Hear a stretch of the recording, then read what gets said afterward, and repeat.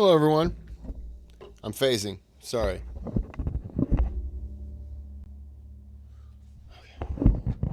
I'm back on Earth. I don't know why it does that. Okay. Well, finish my drink here. Okay. Let me move my drink now.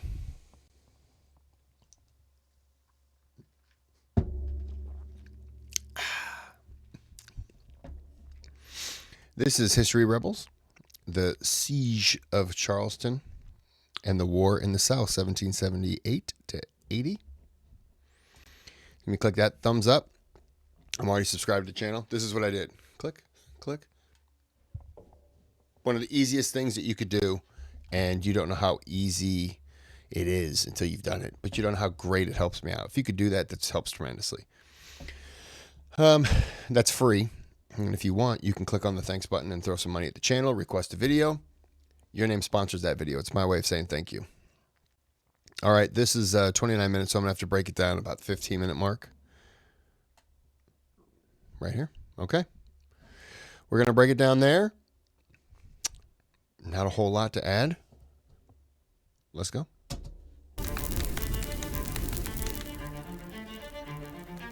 Since the outbreak of war in 1775, the northern colonies had become the epicenter of the fighting. The North had long been a hotbed of revolution, with cities like Boston being long-standing centers of resistance against British rule. In an attempt to destroy the revolution where it was best supported, the British focused much of their efforts in New England. But by 1778, the two sides are at a stalemate, and the British are looking for a way to turn the tide. The southern colonies are very different from their northern neighbours. Their economies revolve predominantly around agriculture, with a plantation system cultivating cash crops like tobacco and rice, requiring vast tracts of land and a large labour force to work the fields. The population of the colonies is spread relatively evenly, with the total black and white population at over 2.1 million by the 1770s. But almost 90% of slaves reside in the South, making up close to half its population. Slavery is critical to the southern economies, with the profitability of plantations dependent on the practice. To maintain the delicate stability of the system and guard against the threat of slave revolts, many southern leaders, both patriot and loyalist, are cautious to fully mobilize for war. But fighting has persisted nonetheless. In Virginia, the royal governor, Lord Dunmore, planned to resist at the outbreak of war. His proclamation in 1775 dramatically raises the stakes in the colony. He offers freedom to slaves who leave their masters and join the British Army, proclaims martial law, and brands anyone who does not take up arms for the king a traitor. Dunmore's proclamation leaves little room for compromise and strongly contradicts what Virginians consider to be their most basic rights. Lord Dunmore raises loyalist militias and a regiment of former slaves, but his proclamation had, by and large, infuriated Virginians, and in late 1775, the British forces are routed at the Battle of Great Bridge and swiftly expelled from the colony. In the Carolinas, without the presence of British regular forces, both sides race to raise local militias.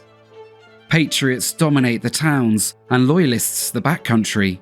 In February 76, the two forces finally meet, and the fate of the colony is decided by a Highland charge of sword-wielding Scottish settlers against dug-in Patriot forces. The Loyalists are decimated in the battle by accurate musket fire, and the defeat leads to the capture of close to 1,000 Loyalists and the mass arrest of their leadership. The British face similar setbacks in Georgia, where the royal governor, James Wright, is forced to flee in March 1776. The only place where the British are able to hold on is Florida, where a number of continental expeditions sent to capture St. Augustine are repelled. The town quickly overflows with Loyalist refugees fleeing the Carolinas and Georgia, who avidly burn effigies of revolutionary leaders like Sam Adams and John Hancock in the city centre. But for the rest of the South, for the first 3 years of the war, the British would leave the colonies almost entirely uncontested and in the hands of Patriot forces. Despite many Loyalists feeling betrayed by the lack of action, support for the king remains in the South, particularly in rural communities. And General Clinton now plans to use this support as he moves to break the deadlock in the war.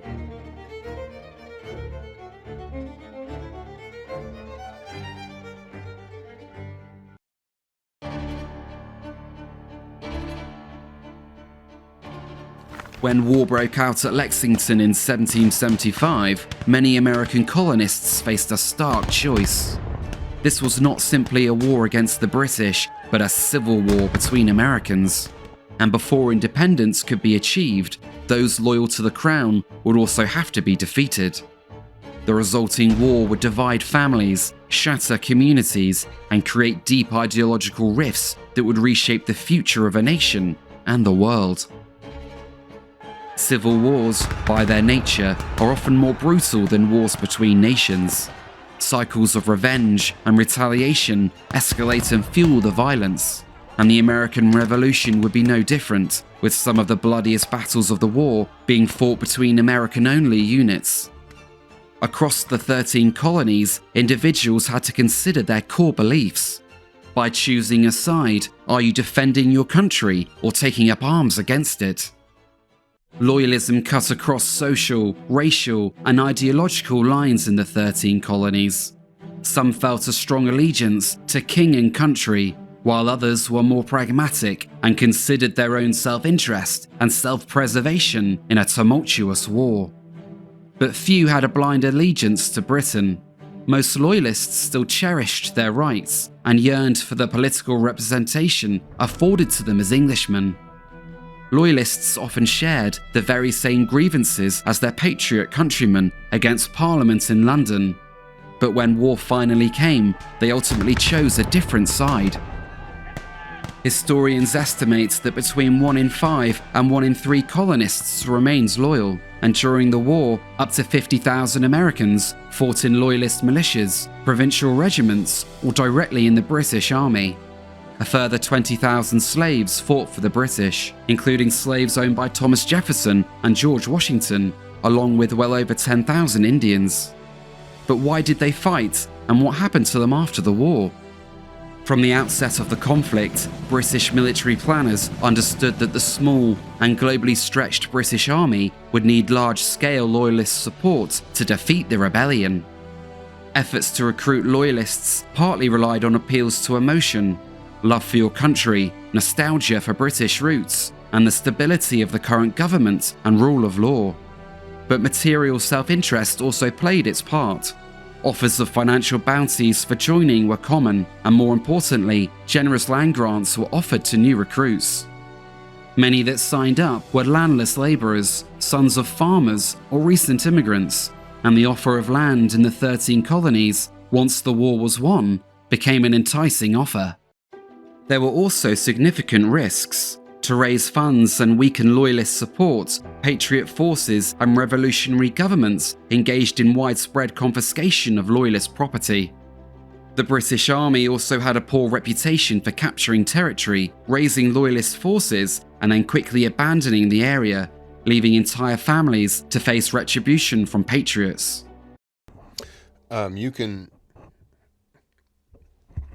You can use that same logic to for the British in their raising of tribes and getting tribes to help fight for them, and then we will defend you.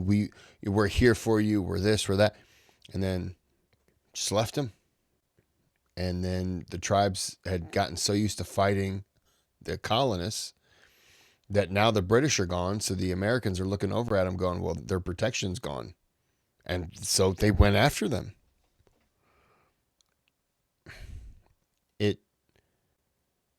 It was something that happened not only in the Revolutionary War, but also in the French. Thank you. in the War of 1812, same thing.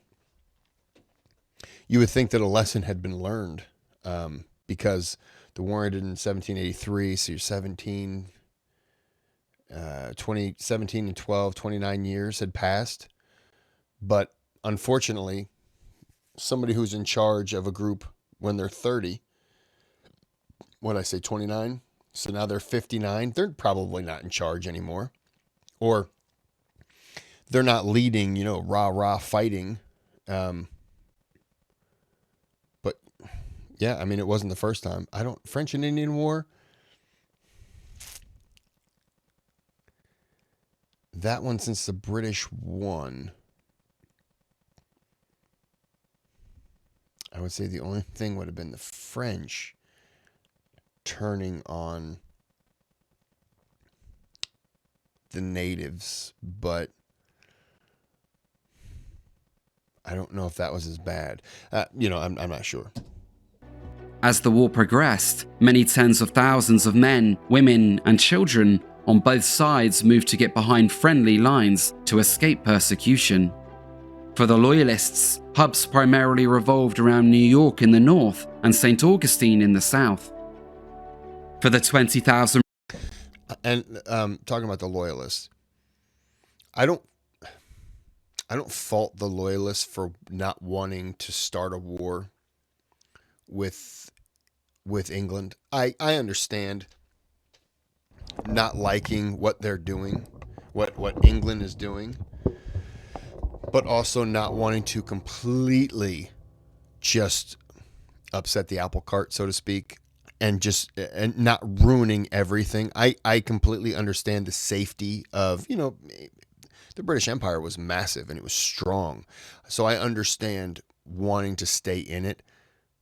I also understand, wanting to leave. I don't fault anyone who fought to stay, because I get it. Look at the country after the war, how scary it was, in that the government was a mess. Everyone had the trust in Washington, but one person can only do so much, and the system is set up to have three voices, and it's difficult. So I get it. I do get it. It's it's a scary world. I can, like I say, I don't fault any of them for not wanting to do it, or not wanting to leave. I understand. And they have just as much of a voice to be able to dissent in what's going on and not need to be bullied into, this is what we're doing. Runaway slaves who joined the Loyalist cause, or the 5,000 that joined the Patriots, the risks were far more stark. Leaving a plantation was extremely dangerous, and little quarter could be expected if captured after a battle. For those brave enough to leave their masters, the choice of who to join was simple: which side offered the most promising route to freedom. The majority of Loyalists who signed up to fight were organised into provincial regiments. These units were often trained and equipped similarly to the British Army, and included formations like the Loyal American Rangers, the Royal Regiment of New York, and the King's American Dragoons. They participated in major campaigns alongside British forces, and often acted as light infantry, combating Patriot irregular forces and their guerrilla tactics. For men captured on both sides, it was common to switch allegiances, sometimes more than once, rather than face an internment camp, prison ship, or worse. And after a battle, it was not uncommon for entire local militias to switch sides, as happened in New York after the British arrival.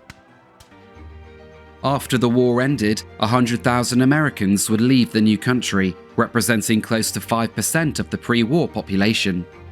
These Americans travelled far and wide and received financial compensation, land, and supplies in an empire-wide program for refugees. A small number moved to Britain, but most left for new beginnings in other colonies like Nova Scotia and the Caribbean. Some Loyalists found themselves in the employment of the East India Company as new colonists in Australia, or for some black Loyalists, settlers of a new African colony of former slaves in Freetown, Sierra Leone. These men and women brought American ways of thinking that spread with them across the empire. That often included a strong sense of their rights, a disdain for imperial authority, and demands for political representation. The war had been damaging for the British, and it marked the start of a transition from a commercial Atlantic empire to a new beginning in Asia. That recovery was in large part supported by American loyalists who advocated expansion and helped rebuild the empire in a new image, with liberal ideas that stood as a strong alternative to the new Republican movements growing in France and across the Americas.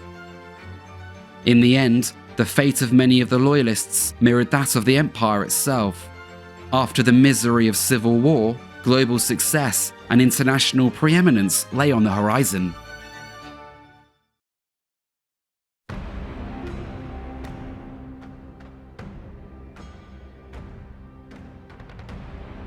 In late 1778, General Clinton is... Sorry, I was trying to move to read that. I need not inform your lordship how much I prize the hope of being the first British officer to take a star and stripe from the flag of Congress. Lieutenant Colonel Campbell, writing to Secretary of State for the Colonies, 1778.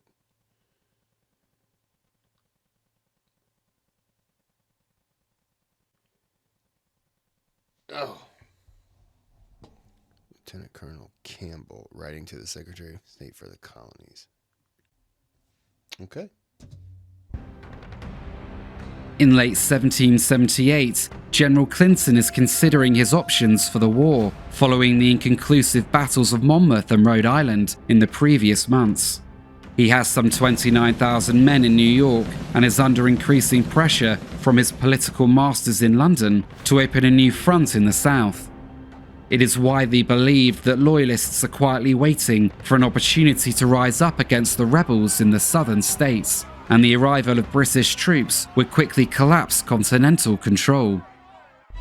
By November 78, Clinton is ready to send a force of 3,000 men south.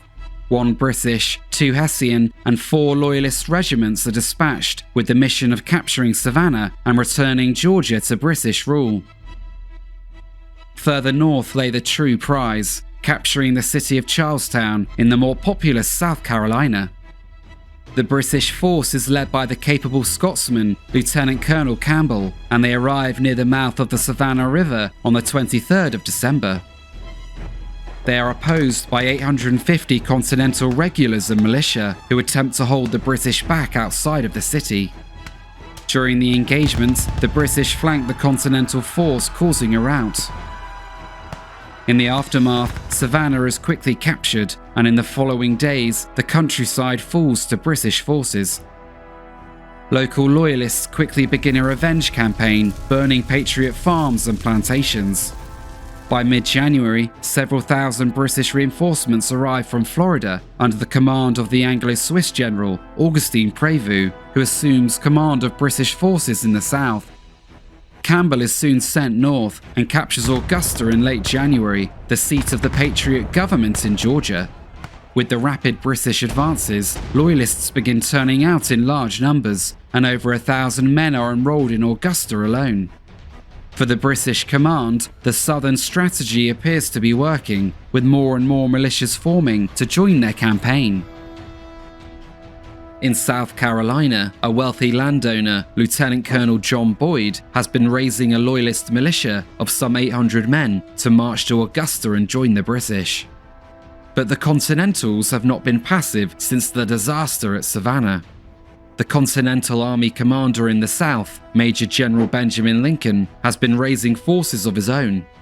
One such Patriot militia, under the command of another South Carolinian landowner, Colonel Andrew Pickens, has been carefully tracking Boyd and his men as they move south into Georgia. On the morning of the 14th of February, the Loyalist camp is quiet. Now in friendlier territory, the horses are loose grazing, and few pickets have been posted. The British flag is raised for the first time since entering Georgia, and drums beat. But at 10 a.m., the situation is about to rapidly change. Colonel Pickens has some 400 Patriot militiamen and advances from the high ground towards the camp. Although they are outnumbered almost 2-1, the Patriots have the element of surprise on their side. As they approach, musket fire is exchanged with Loyalist sentries, which alerts the rest of the camp to the danger. Boyd quickly assembles 100 picked men and scrambles to a makeshift defensive line against a fence to meet their oncoming countrymen. The militias exchange fire in the centre, with both sides holding their own in the struggle.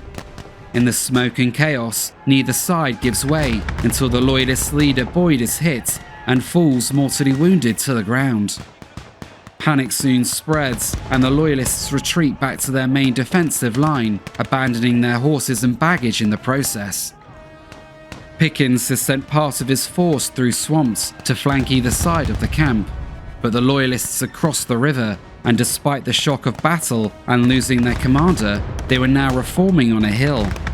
Without wasting time, Pickens' men begin charging across the river, while under fire, to attack the hill from 3 sides. The fighting continues for almost an hour, but assaulted from multiple directions, the Loyalists eventually break and disperse into the surrounding countryside. As the firing dies down, Pickens finds Boyd dying on the field. The two had known each other before the war in South Carolina, and Pickens quickly calls for medical treatment. The two men talk about the battle like old friends, and Boyd gives Pickens a letter for his wife, which he would deliver following Boyd's death only hours later. The battle had been costly for That's sad.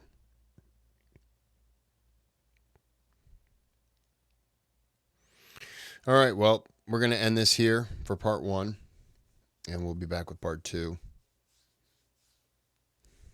Oh, that's sad. Okay. I didn't really have much to add, so I apologize. But anyways, until next time, have a good day, have a good night. There's the button.